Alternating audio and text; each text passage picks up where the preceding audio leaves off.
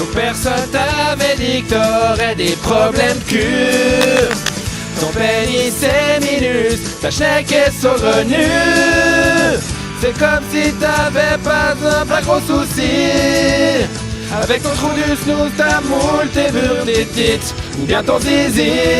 Mais est-ce que ça joue? Grâce au conseil sexuel, est-ce que ça joue? De manière sempiternelle, est-ce qu'en fait ça joue? On désire au fond que ça joue.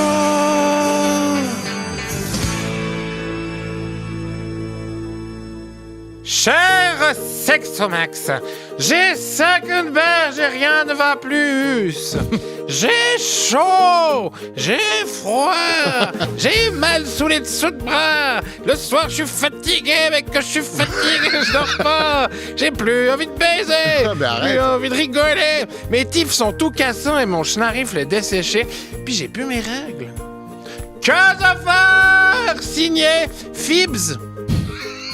Cher Fibs, après avoir vécu 50 printemps, te voilà à l'orée de l'hiver du cul. Tout qu'est-ce que tu décris semble bien pointer dans une seule et même direction, la monopause. Une période pas face-scotch de la vie d'une mimi qui mérite qu'on s'y attende quelques minutes, Franck. Mais est-ce qu'on le ferait pas autour d'un bon café? Mais ok, sexo. C'est parti, Gunther!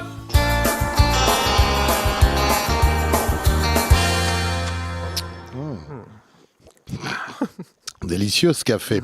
Alors, dis-nous un peu plus sur cette monopause sexo. Alors, la monopause, c'est un peu comme le monoski, mais on pose, en fait.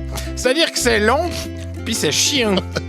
Ça arrive généralement à l'âge où on commence à vous dire que vous êtes un peu une dame.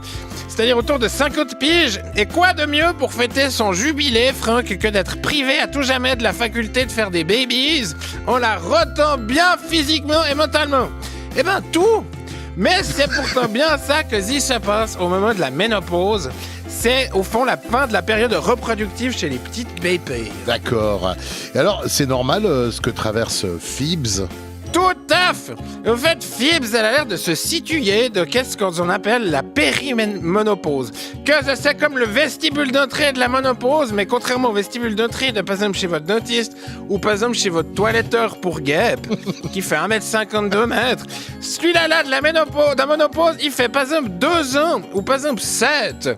Et c'est pas une cure de ciné, c'est moi qui vous le dis, puisque les symptômes sont beaucoup plus marqués pendant la périménopause que pendant la monope. Ouais, ok. Et il y en a combien de ces symptômes alors? Ben, 5 symptômes. Ouais. Que je te propose d'ailleurs de découvrir, mais après avoir mangé des petits gâteaux. Oh oui!